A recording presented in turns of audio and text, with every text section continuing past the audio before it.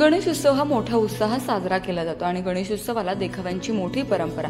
हीच परंपरा पुढे नेत पुण्यातील वेगवेगळी मंडळे देखावे सादर करत असतात. पुण्यातील सदाशिव पेठेत असलेलं संयुक्त मित्र मंडळाने मासिक पाळीवर समाज प्रबोधनपर संगीतमय जिवंत देखावा तयार केला. तर ही संकल्पना काय आहे याविषयीची माहिती आपण पियुष शहा यांच्याकडून जाणून घेऊयात. कल्पना अशी आहे, आपल्या सर्वांना माहिती आहे की मासिक पाळीबाबत अजूनही दुपचिडे राखले जाते, त्याबद्दल उघडपणे बोललं जात नाही.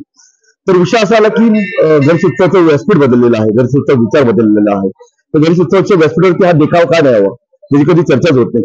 या देशातील जवळजवळ 50% महिला आहेत, पण अजूनही 72% घरामध्ये सॅनिटरी नॅपकिन्स, टेपॉन्स हे लपून वापरले जातात.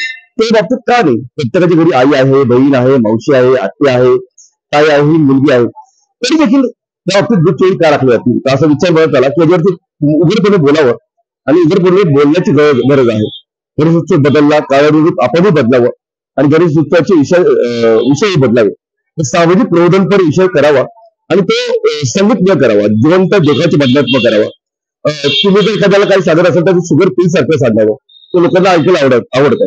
तर मनोरंजनच्या माध्यमातून 3-4 गाणी वाचलेली आहेत आणि त्या देखाचं आम्ही नाव ठेवलेलं आहे ते 4 दिवस.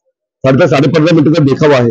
त्यामध्ये 8 लहान 6 वर्ष 7 वर्षापासून ते वर्ष 50 वर्षापर्यंत मुली परफॉर्म करतात. सगळे 4 नऊवारीमध्ये असतात. असा देखावा आहे तो. आणि अभंग आहे, त्यात happy to lead, healthy to lead अशी गाणी रचलेली आहेत. त्यामुळे तुझी पाळी माझी पाळी माझी पाळी तुझी पाळी असं काही रॅप सॉंग रचलेलं आहे.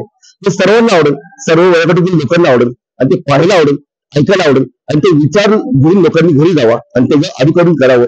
त्यासाठी आम्ही हा देखाव केला. तर तयारी करायला 2 महिने लागले, कारण त्या बाबतीत बोलायचं खूप कमी होतं आणि दाखवायचं खूप जास्त होतं. त्यांचा काही काही व्हिडिओज बोलतात.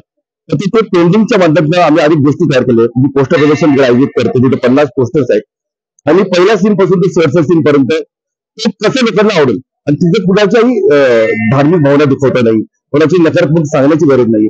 आपला जो विषय आहे तो ठामपणे सांगावा आणि ते सोप्या पद्धतीने सांगावं, म्हणजे लोकांना कळतं. कारण की गणेशोत्सवामध्ये येणाऱ्या पब्लिक जास्त सर्व वर्गातील लोकांना असतात.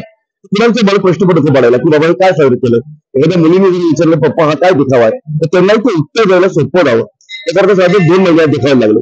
आणि त्या देखावचा टोन कसा असावा पहिल्यांदा विचार करताना वाटलं की मनोरंजनचा टोन असावा. तुम्ही जी काही गोष्ट समोरच्यांना सांगा, तो संगीतच्या माध्यमातून सांगितलं, डान्स असतील तर लोकांना ते पाहायला आवडतं. तसाच देखावा आहे.